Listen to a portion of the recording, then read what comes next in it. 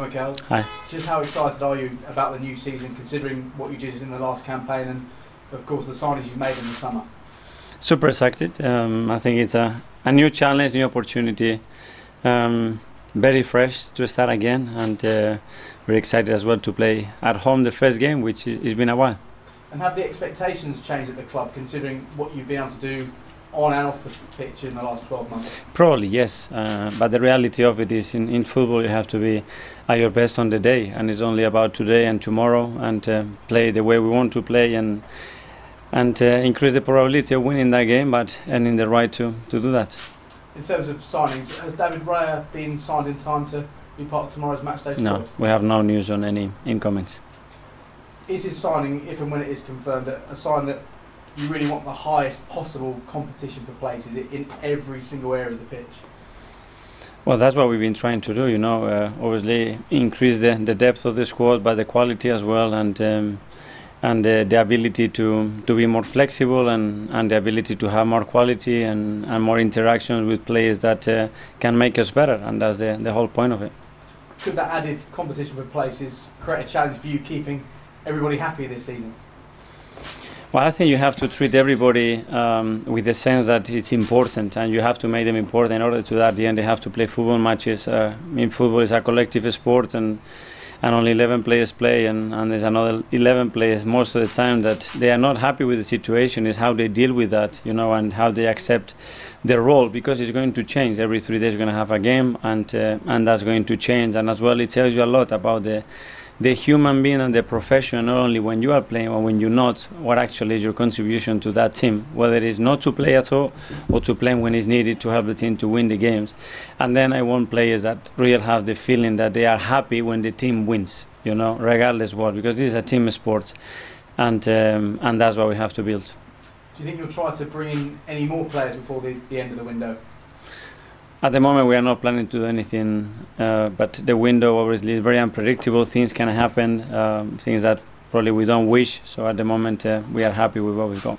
And from a fitness perspective, are you able to welcome back Jorginho and Zinchenko for tomorrow's game? Yeah, I think everybody is going to be available. Obviously, we have Mo still out, and we have Gabriel Jesus still with an injury, but the rest should be fine.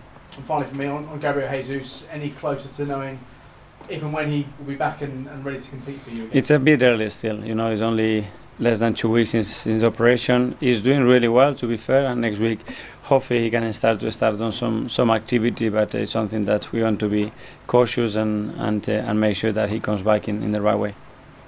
For Charlie from the Premier League. Hi. It's been 5 years since Arsenal started the campaign with a home game, which is kind of incredible. How much of a boost does that give the players playing that first game at home, or does it add pressure? We love playing at the Emirates. We love playing in front of our people. We have created an incredible atmosphere, and the boys and everybody, I think, can't wait to be there tomorrow, ready for the kickoff and put the performance that they deserve and we want to do. Forest, of course, beat you on the penultimate weekend of last season. I mean, how tough of a game are you expecting tomorrow? Yes, and they did it in a really clever way, and they deserve on the day to get the points. And tomorrow we're going to have to play better and deserve more. It's a team that is extremely well organized, and what they've done last season, especially the way they started and how they adapted to the league and their qualities is remarkable. So they've done really well. Going back to the title, obviously it's the first game of the season, but obviously people are expecting you to be involved in that title race again this season. It's been 20 years since Arsenal last won the Premier League title. What is the confidence in the camp after what you did last season and also winning the Community Shield that you can go again and challenge? If we start on the first fixture to talk about the championship, we're going to burn our energy. We have to focus about doing what we have to do to earn the right to win matches, and that's it, and go game by game. And just one more from me, it concentrates on really the centre forward position. You've got some options now this season. Gabriel Jesus, of course, is out for the next couple of weeks, so we're not sure when he'll be back. What kind of factors are you taking into account as to who you play tomorrow and in the next couple of games? A lot. First of all, how they train. I think the state that they are in, the feeling that I have with them, how they react as well to certain decisions as well. I think is really important, and then building relationship that regarding the opponent's qualities and the setup that can empower our qualities to help us to win the game. Thank you. Matthew from TalkSport. Hi Mikel, Hi. hope you well. You spoke a lot last season about you bringing energy to this Arsenal side. So what have you noticed in and around the training ground this week after winning the Community Shield last weekend against Manchester City? That winning is the best energy booster that exists, you know. It was great, everybody was so happy. I think it raises the confidence and the trust level of everybody that we can do. But understanding as well that there are a lot of things that we must do better, that we can still play much better, and that the first game is going to be a completely different story, very different context, and that we're going to have to be really ready for that. Last week was the first time you experienced the new rules, and Rafael Varane and Rodri have been very outspoken this week about the amount of games that players having to play now, games being longer.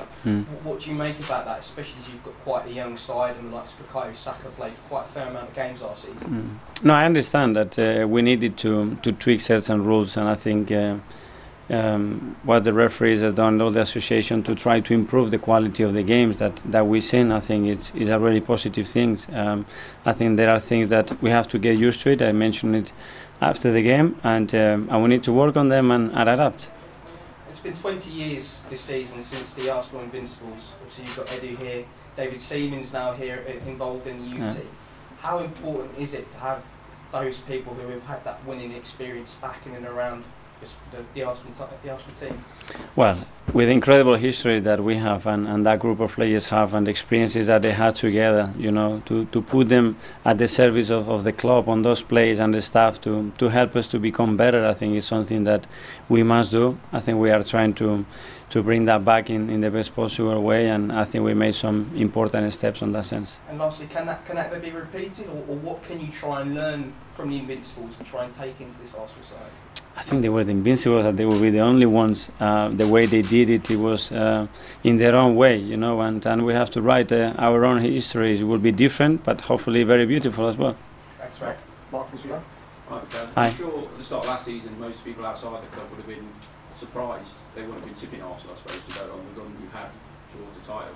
Is there a different pressure going into the new season? Because everyone suddenly thinks you're going to be up there again this year. Is there a different pressure on you and the players? I think it's excitement. You know, this is what we want to be, and building a team that has the belief and the quality to be fighting for those places. And the competition this year is going to be even harder than last year. You see a lot of teams, the movements that they make, and you have to expect something different of them. So we're going to have to be much better still than last year, and this is the way we are preparing to try to seek for that. A lot of teams, some of them your rivals, the Premier League starts tonight, they still don't know if they're going to have their best players available, they still don't know if they're going to get players through the door.